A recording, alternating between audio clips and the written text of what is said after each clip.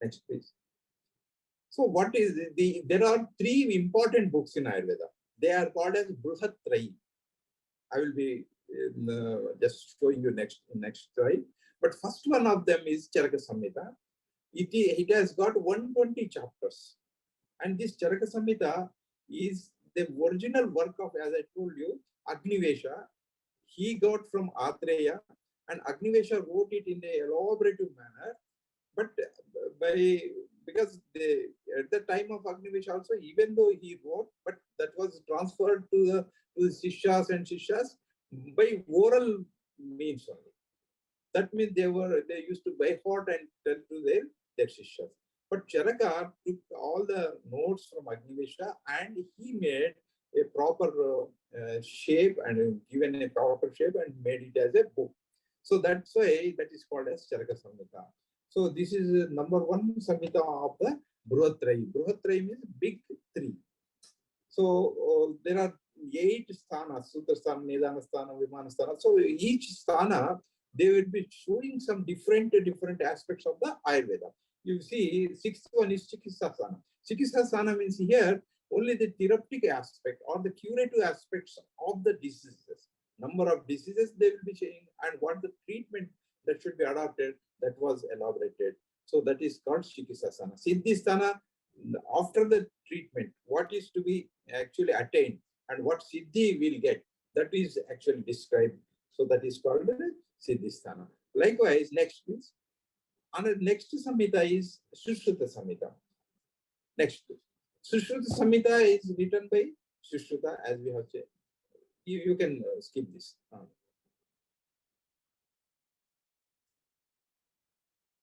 Sushruta Samhita is also another bigger compendium and it is a surgical knowledge treatise. That means all the basic principles of surgery. Even till the date, that's 8 types of surgical techniques are only adopted. That is the incision, drainage, excision, suturing, and curating. This much. Beyond that, nothing is done because all the surgeries are done on the basis of these 8 principles. So that is only continuing, but you can wonder that to see that the laparatomy was there and the surgical method of delivery, pregnancy and delivery was also actually coded in that, and surgery over scrotal swellings, hydrosis, and different ophthalmic surgery was also described in detail, particularly for the cataract and other things.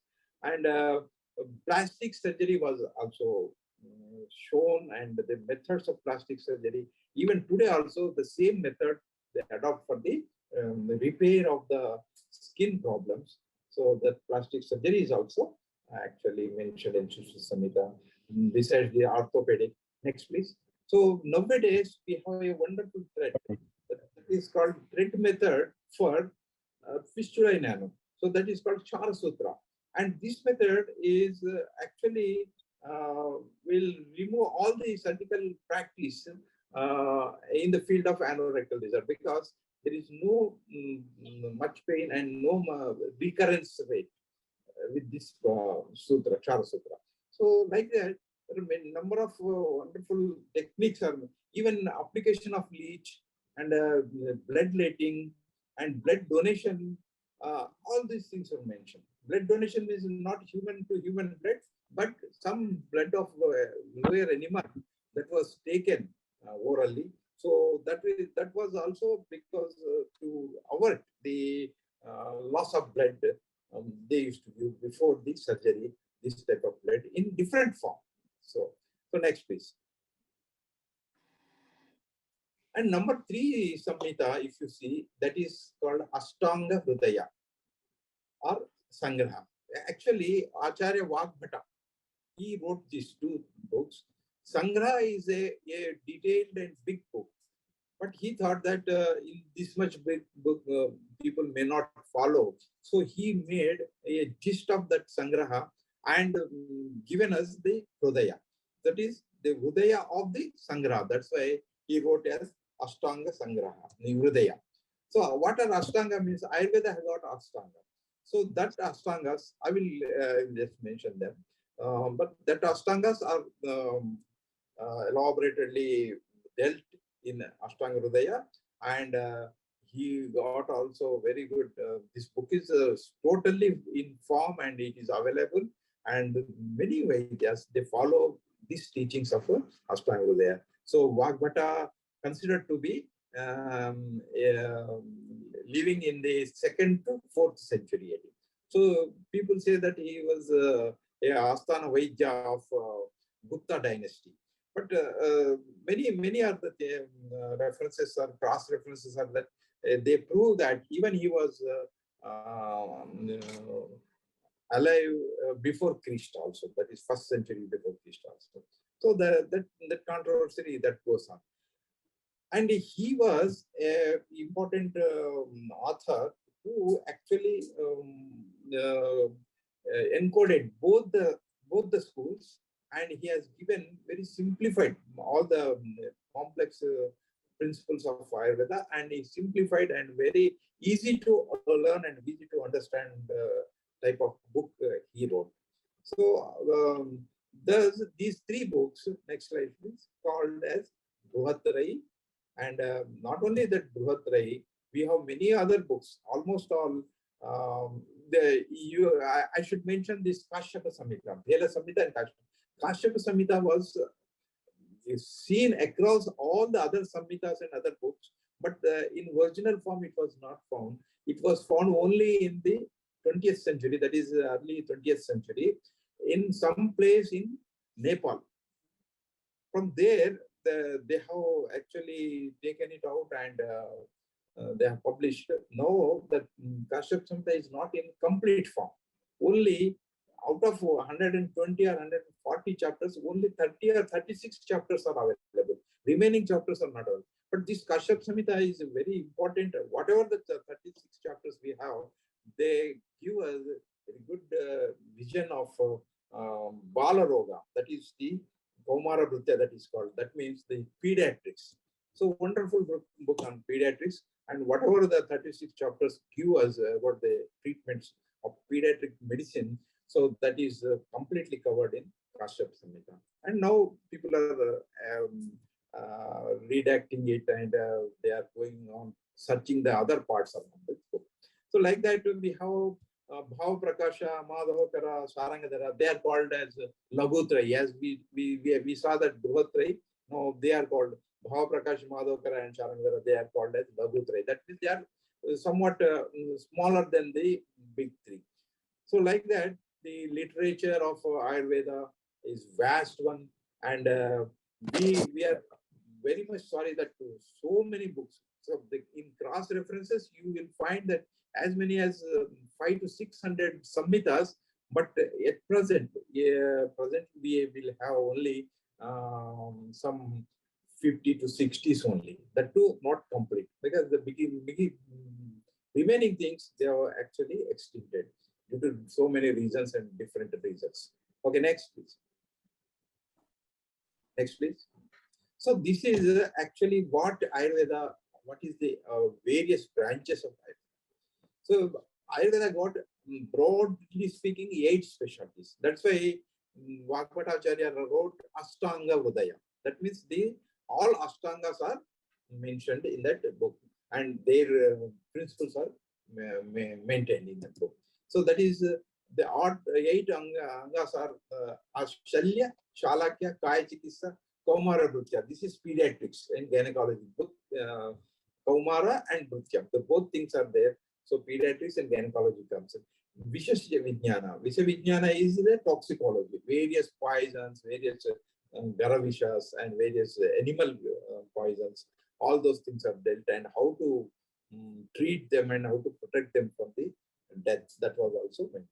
So Gruha Vaidya, the Graha Bhadas, we say generally Graha Bhadas, Graham Patti, like that we say. So that is nothing but the psychiatric medicine. And Rasayana, regenerative therapies. So to enhance the youthfulness and to delay the age, these medicines are required and these procedures are done for the betterment of the patients. And Vajikarna is, of course, this is reproductive and aphrodisiac medicines. So all these 8 branches were having their own samhitas and their own texts and scriptures. But on the whole, now the important branches like Shalya, Shalakya, Kayachitissa and Kamargutya have got very good big elaborative books and elaborative knowledge. Others are also now they can practice on the basis of whatever the knowledge that is available with that also.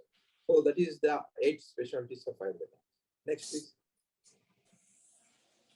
So let us now go into the fundamental few principles I will elaborate today, because we have a very short time, and within that time we have to cover all the principles. It is not possible, but whatever is possible we'll do. So what is actually health? So how you see that what is meant by a health or disease freeness? So samadosha samagnisha samadhatu malakriya prasannatmendriya mana swastha. Swastha means wellness. Swastha iti avidyayate. That means, if you next please. This is from Shushruta, a very comprehensive and health means swasthya. This swasthya means one should have samadoshas. Samadoshas means the doshas which actually maintain our body. They are the humoral forces, like vata, pitta, kapha we say. But we'll elaborately we'll study in the next slides. But these 3 doshas always should be in a equilibrium state, or a plateau state. Neither dosha should go up or neither dosha should come down. So they maintain their body's general functions and body's general assimilation, digestion, and ejection, and all the metabolism. So those doshas, if they are in equilibrium state, Agni, next is Sama Agni, that means the digestive power, whatever the digestive power or whatever the enzymatic power we have, that should be also in a optimal level. That should not be down, or that should not be very much up. And dhatus, samadhatus means all the tissues, body tissues. Oh, people will have extra fat, but there is no muscle. Or some people will have very muscular body, or like that. So all these various 7 dhatus are there. Those dhatus, blood is also one of them. So less the blood, the anemia will be there. More the blood, there will be some problems of blood more. These dhatus are also should be at the equilibrium. And then malakriya. So whatever you take and whatever is there, every action will have something to be expelled out. So even in metabolism also, as we know in the modern times also, there are free radicals and urea and all the wastes of metabolism are there that will be actually expelled. So that is called malakriya. So these malakriya should be also normal.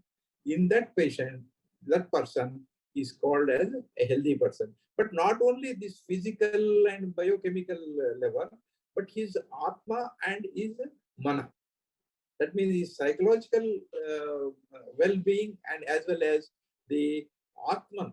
That is the very superior aspect of the person. That should be also in a prasannata. That means in a positive aspect it should be there.